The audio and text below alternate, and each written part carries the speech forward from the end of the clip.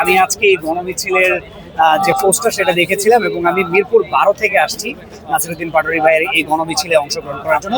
Actually Nasiruddin Patwari ভাইকে কেন ভালো লাগে এই প্রশ্নটা হচ্ছে সবচেয়ে বড় প্রশ্ন। সেটার বিষয় হচ্ছে ন্যায় এবং ইনসাফের পক্ষে নাসিরুদ্দিন পাটোয়ারী ভাই কথা বলছেন। যেভাবে আমাদের শহীদ ওসমান হাদি ভাই তার নির্বাচনী প্রচারণা চালাতেন, সবসময় ন্যায় এবং ইনসাফের পক্ষে কথা বলতেন, সেভাবেই কিন্তু নাসিরুদ্দিন পাটোয়ারী ভাই এগিয়ে যাচ্ছেন। এবং সবচেয়ে যে বিষয়টা আমার ভালো লাগে সেটা হচ্ছে নাসিরুদ্দিন পাটোয়ারী ভাই যে অকুতোভয় একজন সৈনিকের মতো কথা বলছেন।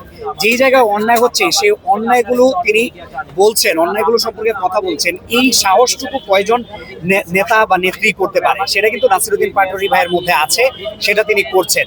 এবং ন্যায় ও ইনসাফ নিয়ে তার যে চিন্তা ভাবনা কিংবা তার যে প্রথম এজেন্ডা যে শহীদ শরীফ ওসমান হাদি ভাইয়ের হত্যার বিচারটা করতে হবে, এটা আসলে আমি মনে করি যে আমাদের প্রত্যেকটা পলিটিক্যাল পার্টিরই হওয়া উচিত ছিল। বাট শুধুমাত্র এটা দেখা যাচ্ছে যে এনসিপির নাসিরুদ্দিন পাটোয়ারী ভাইয়ের এজেন্ডাতে কিন্তু প্রথমে আছে যে শহীদ শরীফ ওসমান হাদি ভাইয়ের বিচারটা করতে হবে। হাদি ভাই যেরকম ন্যায় এবং ইনসাফের জন্য লড়াই করে শেষ পর্যন্ত তিনি আসলে আমাদেরকে ছেড়ে চলে গিয়েছেন, তাকে হত্যা করা হয়েছে, সেটার বিচার একমাত্র নাসিরুদ্দিন পাটোয়ারী ভাই কিন্তু চাচ্ছেন এবং তার প্রধান এজেন্ডা। সেই কারণেই নাসিরুদ্দিন পাটোয়ারী ভাই কিন্তু জনপ্রিয় হয়ে উঠেছে।